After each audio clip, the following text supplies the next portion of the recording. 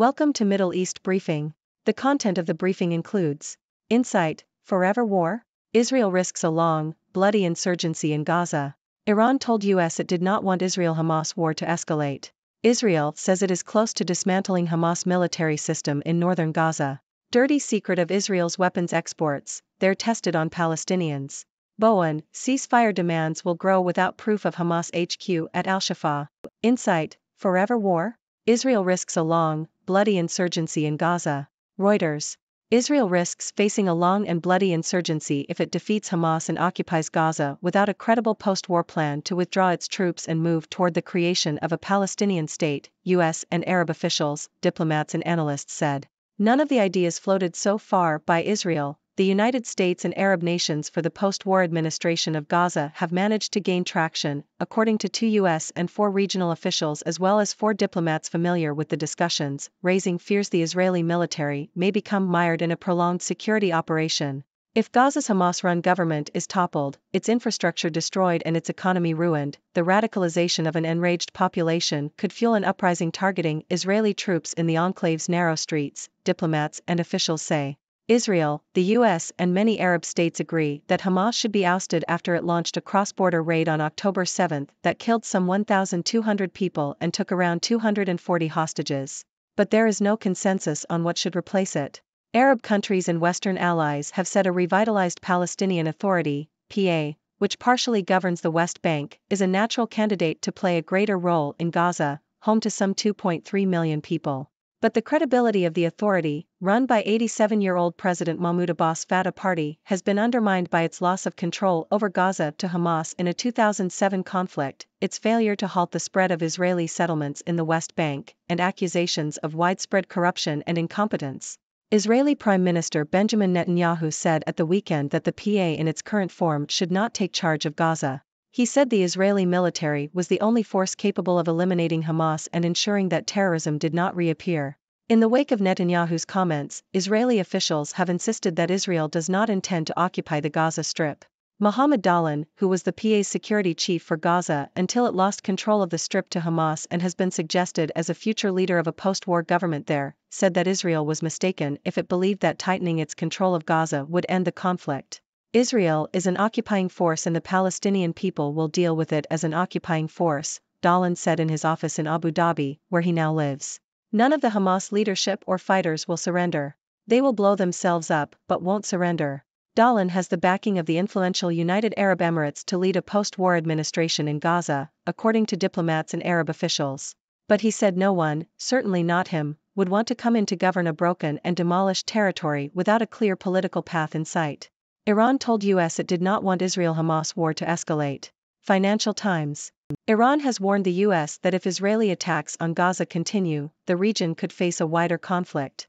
Iran's foreign minister, Hossein Amirabdollahian, stated that Iran did not want the Israel-Hamas war to spread but warned that if the crimes against the people of Gaza and the West Bank persist, a wider conflict could be inevitable. Iran has been a main supporter of anti-Israel Islamist militants in the region and has been accused by Western states of supporting resistance groups against Israel.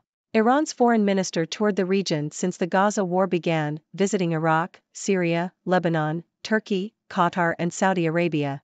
Amirabdollahian argued that these groups, including Hezbollah, are not Iran's proxy forces, but rather have an independent political identity. However, there are concerns in Western capitals that Iran could push its proxy forces to escalate hostilities in the region. The US recently increased its military presence in the region by dispatching 2 carrier strike groups as a deterrent. Israel says it is close to dismantling Hamas military system in northern Gaza. Wall Street Journal. Communication has been disrupted in the Gaza Strip as fuel supplies have run out. The Israeli military said on Friday that it was close to dismantling the military system of Hamas in the north of the Gaza Strip. The Paltel Group, which services Gaza, said its telecom services had gone out as all its energy sources had been depleted and fuel was not allowed into the Strip. The United Nations Agency for Palestinian Refugees said on Friday that it would not be able to deliver humanitarian aid due to the inability to communicate with people in Gaza and that a lack of fuel could jeopardize the safety of people and life-saving assistance. Dirty secret of Israel's weapons exports, they're tested on Palestinians. Al Jazeera. Israel's military exports, including drones, missiles, and surveillance technology, are in high demand across the globe, despite their use in deadly conflicts against Palestinians. Israel is the world's largest exporter of military drones and has sold weapons, including bullets and grenades, to countries involved in genocide and crimes against humanity. The Israeli government's sales of arms help insulate it from international pressure to change its behavior towards Palestinians, according to Antony Lowenstein, an independent journalist and author. Israel's weapons exports are also seen as battle-proven by other countries, lending credibility to their effectiveness. Israel's weapons exports have doubled over the past decade, totaling $12.5 billion last year. Bowen, ceasefire demands will grow without proof of Hamas HQ at Al-Shifa. BBC. Israeli forces have been searching Al-Shifa hospital in Gaza City for evidence of it being a key Hamas command center. So far, the evidence produced by Israel has not been convincing in terms of the rhetoric used about the hospital being a nerve center for Hamas operations. The hospital was built by the Israelis in the 1970s, and it is possible that they have found something and have not revealed it yet for military or security reasons. Proving that Hamas is using medical facilities to cover its operations is a key objective for Israel, but if solid evidence cannot be found, pressure on Israel to negotiate a ceasefire will increase. Aid supplies to Gaza halted again, UN says starvation imminent. South China Morning Post. The United Nations World Food Programme, WFP, says that civilians in Gaza face the immediate possibility of starvation due to the lack of food supplies. A UN human rights official said on Friday that Israel must allow water and fuel into Gaza to restart the water supply network. The World Health Organization said it was very worried about the spread of disease, citing more than 70,000 reported cases of acute respiratory infections and over 44,000 cases of diarrhea. For a second consecutive day on Thursday, no aid trucks arrived in Gaza due to lack of fuel for distributing relief. Israel says Hamas has stored weapons and ammunition and is holding hostages in a network of tunnels under hospitals like Al-Shifa, using patients and people taking shelter there as human shields.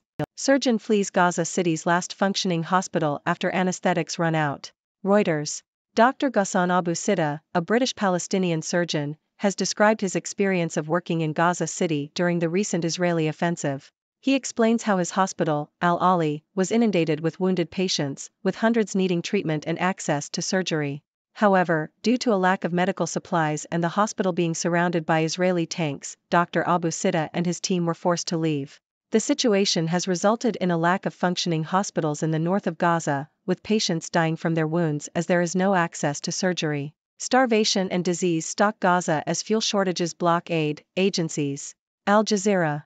Humanitarian agencies are warning of the threat of starvation and disease in Gaza as aid deliveries have been halted due to a lack of fuel and a communications blackout.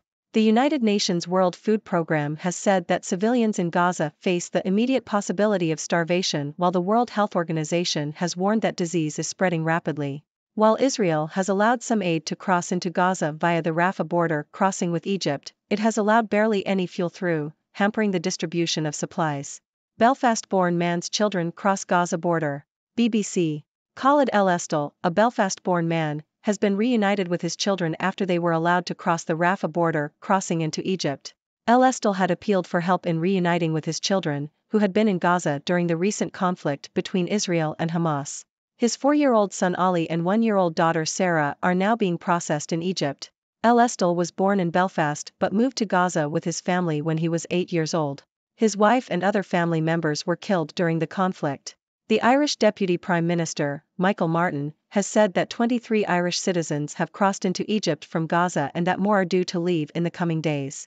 Failure at the fence, how Israel's vaunted iron wall crumbled. Washington Post. A Washington Post investigation has revealed how Hamas militants breached Israel's high-tech border fence with Gaza during the conflict in May 2021. Israel had invested $1 billion over 3 years to upgrade the barrier, which incorporated underground and above-ground measures to prevent infiltrations. However, the Post's analysis of hundreds of videos, photos, and other data showed that Hamas was able to exploit vulnerabilities in the fence's technology. The group neutralized long-range cameras, sensors, and remote control weapons in a tactic known as the blinding plan. The investigation identified 14 separate breaches of the barrier, and Israel said there were around 30 in total. The Post also found that Hamas had been training for months on the tactics it used to breach the fence, with videos of the training sessions visible on social media. The report suggests that Israel's security establishment misjudged Hamas's intentions and did not anticipate the group's capabilities. The Israel Defense Forces declined to answer questions from the Post for this story. Ladies and gentlemen, I'm Dr. Six, your resident observer from the 6 Degrees world, here to bring you the latest news and analysis. Today, we delve into the ongoing conflict in Gaza and the potential consequences for Israel and the region as a whole. According to US and Arab officials, analysts, and diplomats, Israel risks facing a long and bloody insurgency if it defeats Hamas and occupies Gaza without a credible post-war plan. The radicalization of an enraged population could lead to an uprising against Israeli troops. The question of what should replace Hamas remains unanswered, with different factions proposing different solutions. Israeli Prime Minister Benjamin Netanyahu rejects the idea of the Palestinian Authority taking charge of Gaza, stating that only the Israeli military can eliminate Hamas and prevent terrorism. Iran has warned the US that if Israeli attacks on Gaza continue, the region could face a wider conflict. Iran has been accused of supporting anti-Israel Islamist militants and could potentially escalate hostilities in the region through its proxy forces. The US has increased its military presence in the region as a deterrent. The Israeli military claims to be close to dismantling the military system of Hamas in the north of the Gaza Strip. Communication has been disrupted in Gaza as fuel supplies have run out, jeopardizing the delivery of humanitarian aid and the safety of the population. In a disturbing revelation, it has been reported that Israel's weapons exports, including drones and surveillance technology, are in high demand despite their use in conflicts against Palestinians. Israel's sales of arms help insulate it from international pressure to change its behavior towards Palestinians. Israel's weapons exports have doubled over the past decade, totaling $12.5 billion last year. There are also reports of the dire humanitarian situation in Gaza. The lack of food supplies has put civilians at the immediate risk of starvation, while the spread of disease is a growing concern. Aid deliveries have been halted due to a lack of fuel and a communications blackout. Hospitals are struggling to function, with a lack of medical supplies and access to surgery resulting in preventable deaths. In a more personal story, Belfast-born Khalid El Estel has been reunited with his children after they were allowed to cross the Rafah border, crossing into Egypt. El Estel had appealed for help in reuniting with his children, who were in Gaza during the conflict.